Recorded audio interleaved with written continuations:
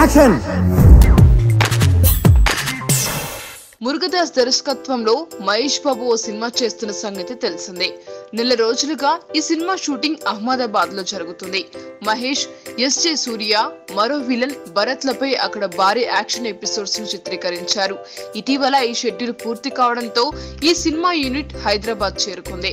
2 వారాల పాటు ఈ సినిమా యూనిట్ కి షూటింగ్ బ్రేక్ ఇచ్చారు. ఈ సమయంలో మహేష్ బాబు ఫ్యామిలీతో కలిసి విదేశాలకు వెళ్లనున్నాడు.